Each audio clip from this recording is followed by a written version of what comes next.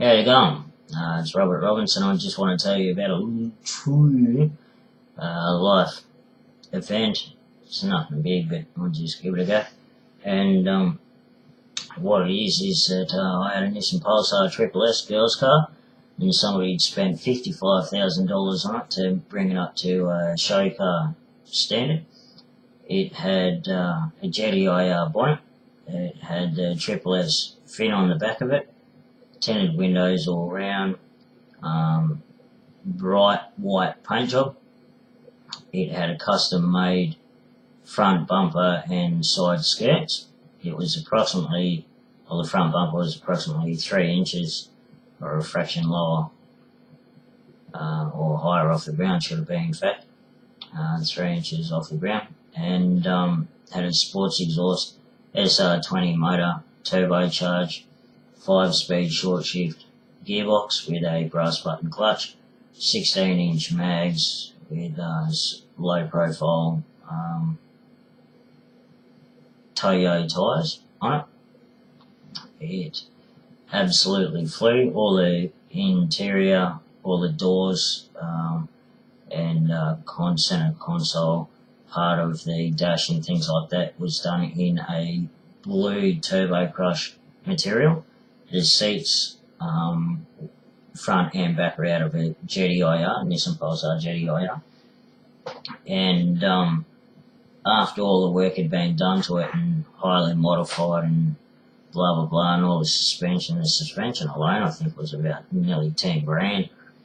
And so yeah, I brought the car for $6,000, and it all had been engineered.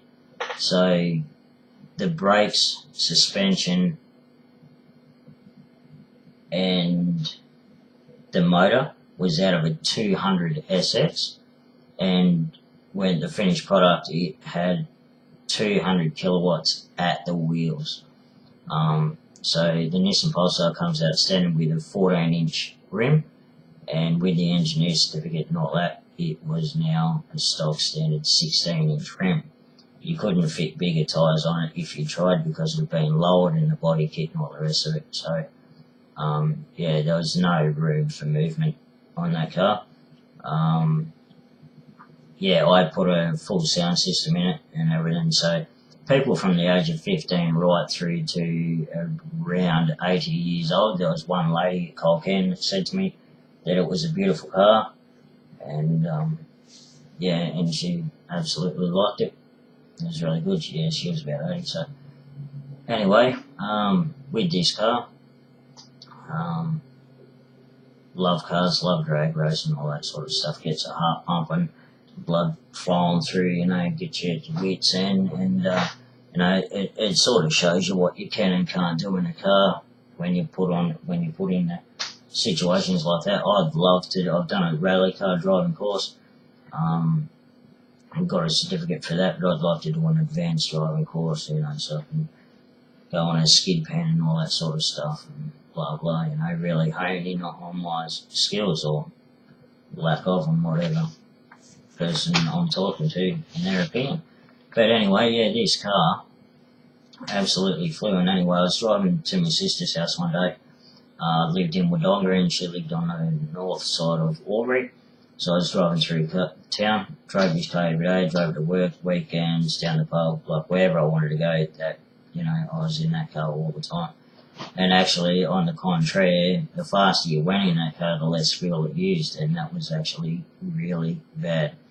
So at about 140 k an hour, it was getting absolutely minimum of fuel, so that actually just pushed me to drive it faster all the time.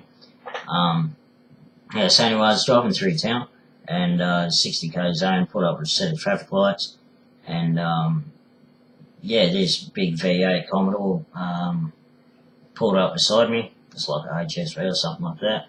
Pulled up beside me, and he's revving his motor and carrying on and all this sort of bullshit. So yeah, drag race was on, so lights turned green, and I smoked him. He was, you know, say hello, mate, and you know, and it felt really good, and I thought it was over, you know, and we pulled up with the next set of lights, and we wanted to go again. So, you know, 4 set of traffic lights later, you know, he still wasn't giving up. And I was up to about 80, 90k an hour in a 60k zone, and he just went flying past me and then pulled over in a hurry.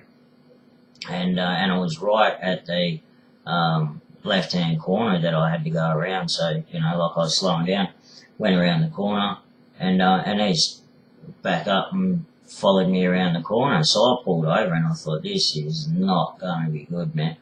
Like, you know, my heart was really pounding, my mouth was dry, and I just didn't think that this was going to be a good outcome whatsoever. And so he pulls over and he gets out of his car, and he's about friggin' 10 foot bloody tall and about 5 foot wide. Like, he was a massive bloke, and I just thought, man, he's going to kill me, or, you know, he's going to, this is not going to be good, So I got out of my car and like, I turned my car off, stuffed the keys in my pockets, and